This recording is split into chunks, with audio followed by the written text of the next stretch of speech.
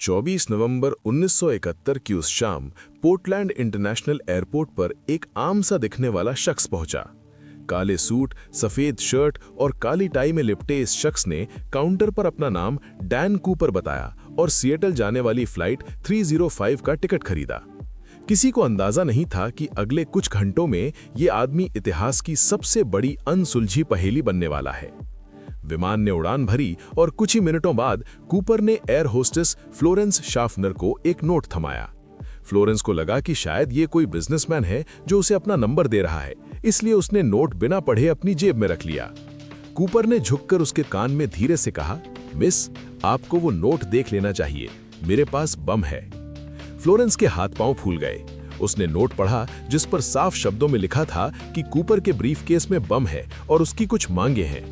Cooper ने उसे अपने पास बिठाया और ब्रीफकेस खोलकर दिखाया जिसमें लाल रंग के सिलेंडर और ढेर सारे तार लगे थे। कूपर की मांग बहुत बड़ी और हैरान करने वाली थी। उसे $2 लाख नकद चाहिए थे, वो भी $20 के नोटों में, और साथ ही 4 पैराशूट। उसने साफ चेतावनी दी कि अगर मांगे पूरी नहीं हुई तो वो प्लेन को उड़ा देगा। सिएटल एयरपोर्ट पर हड़कंप मच गया। FBI और पुलिस एक्टिव हो गई। जब तक पैसा अरेंज किया जा रहा था, पायलट को आदेश दिया गया कि वो प्लेन को हवा में ही गोल गोल घुमाता रहे। करीब 2 घंटे बाद जब पैसा और पैराशूट तैयार हो गए, तब प्लेन को लैंड कराया गया। कूपर बहुत शातिर था। उसने सभी 36 यात्रियों को रिहा कर दिया, लेकिन पायलट और एयर होस्टेस टीना मकलो को बंधक बनाए रखा। पैसा और पैराशूट लेने के बाद उसने पायलट को हुक्म दिया कि प्लेन को फिर से उड़ाओ और मेक्सिको सिटी की तरफ ले चलो। उसने खास निर्देश दिए कि प्लेन की रफ्तार बहुत धीमी होनी चाहिए और ऊंचाई 10,000 फीट से ज्यादा नहीं। रात के करीब 8 बजे थे। बाहर मूसलाधार बारिश हो रही थी और कड़ाके की ठंड थी।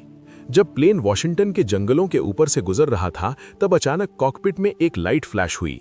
पीछे की सीढ़ियां यानी आफ्ट स्टेयर्स खोल दी गई थीं। कूपर ने पैसों का भारी भरकम बैग अपनी कमर से बांधा, पैराशूट पहना और उस खौफनाक अंधेरी रात में 10,000 फीट की ऊंचाई से मौत की खाई में छलांग लगा दी। जब प्लेन सुरक्षित लैंड हुआ तो वहां कूपर का कोई नामो निशान नहीं था। पुलिस और FBI ने अगले कई हफ्तों तक वॉशिंगटन के उन घने और बर्फीले जंगलों का कोना कोना छान मारा। हेलीकॉप्टर, कुत्ते और हजारों सैनिकों को लगा दिया गया, लेकिन ना तो कूपर मिला और ना ही उसका पैराशूट। 9 साल बाद 1980 में एक छोटा सा सुराग मिला, जब कोलंबिया नदी के किनारे एक बच्चे को रेत में दबे हुए $5,800 मिले। उन नोटों के सीरियल नंबर कूपर के नोटों से मैच कर गए, लेकिन हैरानी की बात यह थी कि वो नोट अभी भी रबर बैंड से बंधे थे। कूपर के साथ क्या हुआ, ये आज भी दुनिया का सबसे बड़ा रहस्य है।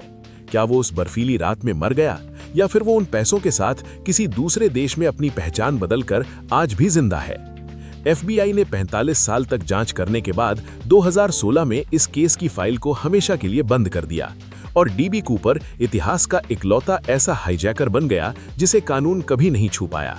दोस्तों, DB कूपर की ये अनसुलझी पहेली आज भी रहस्य प्रेमियों को हैरान करती है।